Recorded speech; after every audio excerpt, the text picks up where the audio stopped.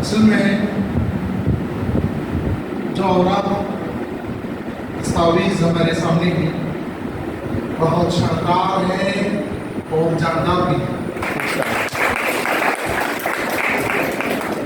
شاندار اس لیے ہے کہ انہوں نے ایک ایسا موضوع اختیار کیا ہے جو ہمارے حلقے میں، خاص طور سے ملیالی حلقے میں چنایا نہیں گیا ہے ابھی تک، اور جاندار اس لیے ہے کہ ان کے جو مراجع ہیں بہت عمدہ ترین ہیں۔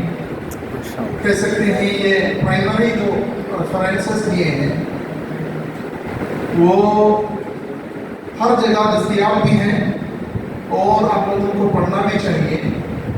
سبحانی صاحب کی کتاب اور ان کے فرزند ہیں عبید فراقی صاحب کی کتاب، یہ سب ان کے مراجع میں دیے گئے۔ جیسا کہ ہمارے جمال الدین صاحب کہہ رہے تھے تنقید کریں گے، ہم تنقید کے قائل نہیں۔ تنقید تین طرح کی ہوتی ہے، تنقید برائے تنقید، criticism for the sake of criticism only، تنقید برائے تنقید، criticism to insult someone، تنقید برائے تنقید for the purification of the spirit۔ ہم تینوں کے قائل نہیں۔ ہم جو تیسری بار بولے ہیں تنقید برائے تنقید کے قائل۔ ایک بار ہمارے ایک اجتماع ہوا آلوائی میں، ٹاؤن ہال میں، تو یہاں سے ہمارے ابوالعلا سبحانی صاحب میسج دے رہے تھے کیرلا سے اردو کی لاش اٹھائی جائے گی، کیرلا سے اردو کی لاش اٹھائی جائے گی، مطلب جانتے ہوں گے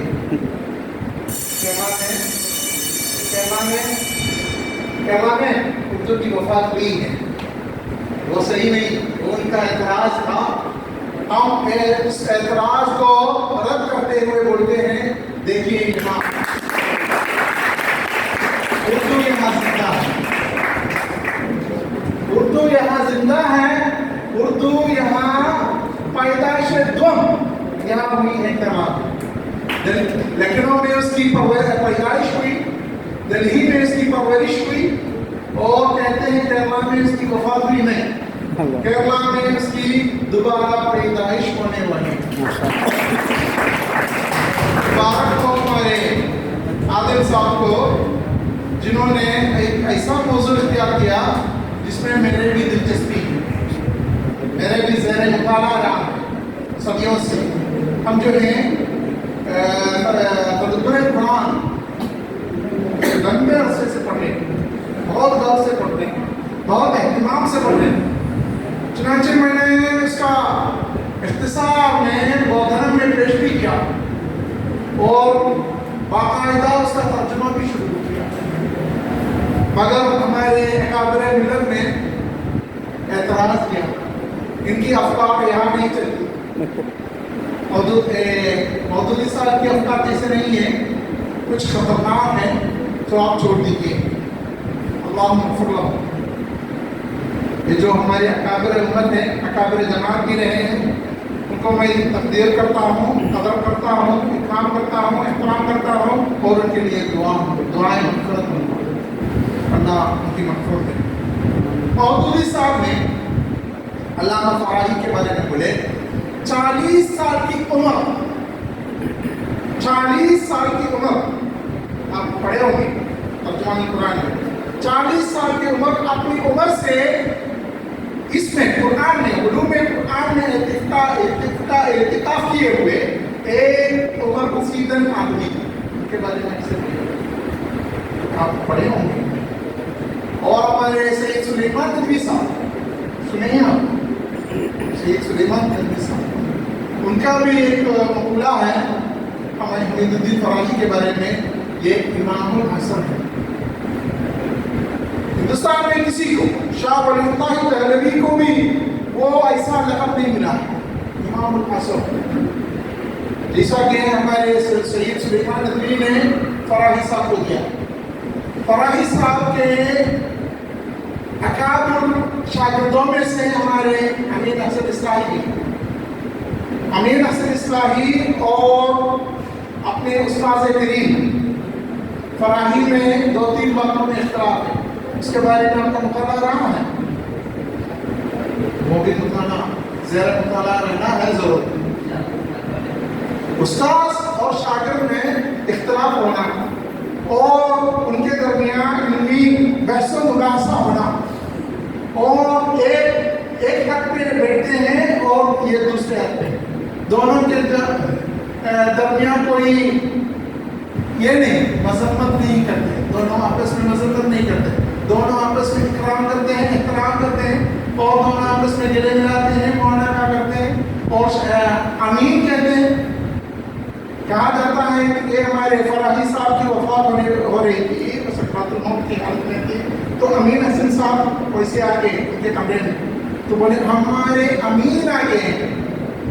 امین کا مطلب جانتے ہوں گے، امین ان کا نام نہیں، صرف ان کا نام نہیں. امین حسن اصلاحی صاحب فراہی فکر مدرسہ فراہی کا علم بردار ہے. امین کا نام وہ بھی ہے، علم بردار کرنا، سیکریٹری کرنا، قابل فکر کرنا. تو فراہی صاحب جو ہیں ان کے شاگردوں میں سے وہ بڑے شاگرد تھے، وہ ان کی فکر کو لیے ہیں اور ان کی علمی تجربات سے لیے ہیں، اور ان سے جو اختلافات تھے وہ تدبر قرآن میں پیش بھی کی. تدبر قرآن آپ پڑھتے ہوں گے، تدبر قرآن میں اس کا بھی ذکر ہے جو میں اپنے استاد سے اختلاف رکھتا ہوں. بہت ادب سے، بہت احترام سے لکھنے میں ایسا لگتا ہے کہ وہ ان کو ہی اپنے ابو سے زیادہ پیار کرتے ہیں، محبت کرتے ہیں. تو ہم کہہ رہے تھے اکابر امت کے بارے میں، آج کے زمانے میں ایسی دوستی نہیں ہے، ایسی شاگردگی نہیں ہے، ایسی کچھ نہیں ہے. ان کی تصانیف میں آپ کون سی کتاب پڑھیں؟ فراہی صاحب کی جو کتابیں ہیں، کتاب شاہ ہے اور تفسیر ہیں، ان میں سے آپ کون سی کتاب کے یہ کیے ہیں، مطلب زیادہ گہری مطالعہ کیے؟ پورا تو کوئی بھی کتاب پورا نہیں پڑھا میں تو. جمہورت البلاغہ، جمہورت البلاغہ اس کے بارے میں پڑھا، کیونکہ یہ مقالے کا اکٹھا ہوا کر کے ایک کتاب ہے، میں نے بتایا ہے. اس میں تو اس کے بارے میں پورا تفصیل سے بتایا ہے، وہ تو میں نے پڑھا. یہ 5 کتاب جو میں نے بتایا تھا اس کے لاسٹ میں، وہ تو ادھر کا نہیں، وہ میرا استاد زیر نگرانی عبدالواحد ندوی استاد ندوہ سے لایا میرے لیے. نعم الاستاذ و نعم المتعلم، دونوں کا اللہ مبارک خیر و برکت دے. ان کی کتابوں سے زیادہ ترجیح دینے والی ہماری کتاب منی زبین. کون زبین ہے؟ کون زبین ہے؟ اس میں انجیل اور تورات سے اقتباس کر کے وہ لکھتے ہیں زبین اسماعیل. علمی انداز میں، حالانکہ ہمارے قرطبی قبری ابن کثیر بھی کبھی کبھار ویسے لکھتے ہیں کہ زبین اسحاق کا بھی ہونا احتمال ہے. زبین اصل میں کون ہے؟ قرآنی آیات سے وہ حوالہ دیتے ہوئے کہتے ہیں زبین اسماعیل ہی ہے.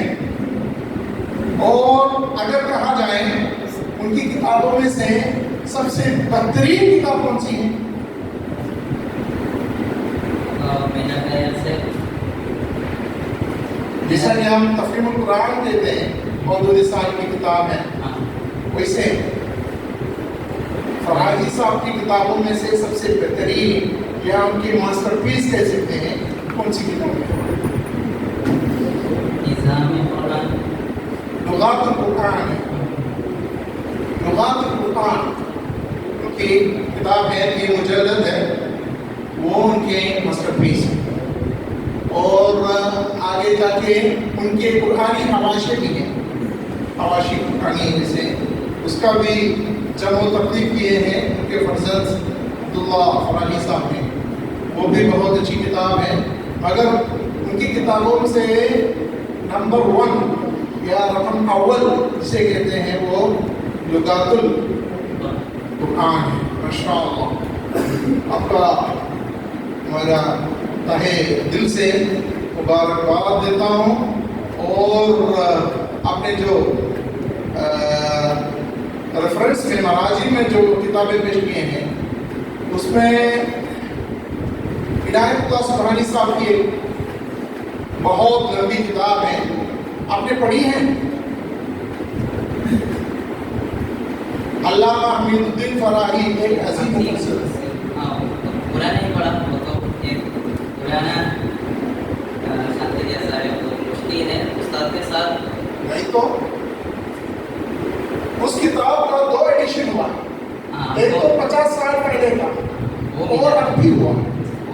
अभी जो हिदायत पब्लिशर्स उनके फर्जंद इनायतुल्लाह सुबहानी साहब के फर्जंद अब्दुल्ला सुबहानी ने जो निकाला है वो बहुत अच्छा एडिशन है। पुराना एडिशन तो 50 साल पहले की बात है। तो आप माजी के बेटे हैं या माजी के बेटे हैं या हाल के बेटे हैं? हाल के बेटे बताइए। और फराही अफकार के जो खसूसियात हैं ये आपके सामीन के लिए आप पेश कीजिए, उनके अफकार की खसूसियात।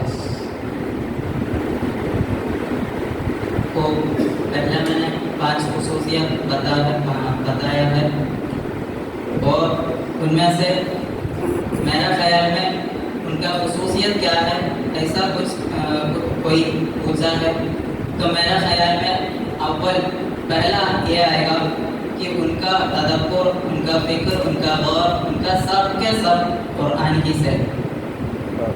अगर उन्होंने एक आयत की तफसीर करना चाहिए तो वो ये करेंगे, सबसे पहले वो कुरान पे एक आयत को छोड़ो, एक लफ्ज़ के बारे में अगर उसका ख्याल है, उसको वो लफ्ज़ को क्या करना है, तफसीर करना है, तो वो सबसे पहले वो कुरान में उस लफ्ज़, वो लफ्ज़ वो कैसे आया है, कैसे इस्तेमाल करता है, इन सब के बारे में वो पहला देखते हैं।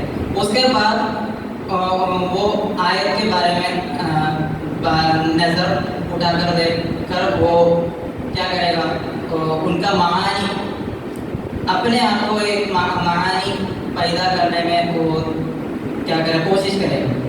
तो उसके बाद उनका ये इस मानी को तायीद देने के लिए रिवायत, अहादीस और ताबईन के अक़वाल के सब उनके साथ जोड़कर वो तफसीर करते हैं। ख़ास तौर पर ये है उसका एक बहुत बड़ा खसूसियत। हाँ, उनका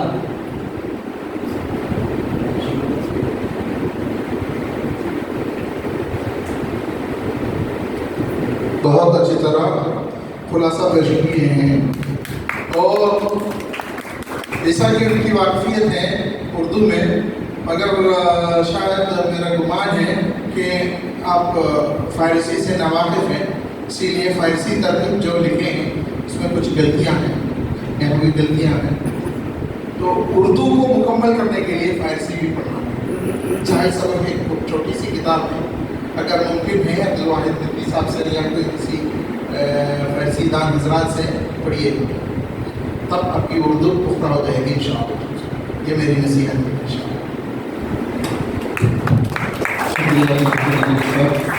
आप राज आपको अपनी कलमा पेश कर सकते हैं। अखीरन मैं मकाले निगाह इन तमाम लोगों के शुक्र अदा करता हूँ, ख़ास तौर पर मेरा उस्ताद अब्दुल वाहिद नदवी उस्ताद, उसने मुझको उन्होंने ये इस सब मुराजा की फराहमी में बड़ी मदद की। और इसी तरह क़ारीन से गुजारिश یہ ہے کہ جو اس کو پڑھتے ہیں تب آپ سب کو بہت سارا غلطیاں سامنے آ جائے گا، تو اس پر مجھے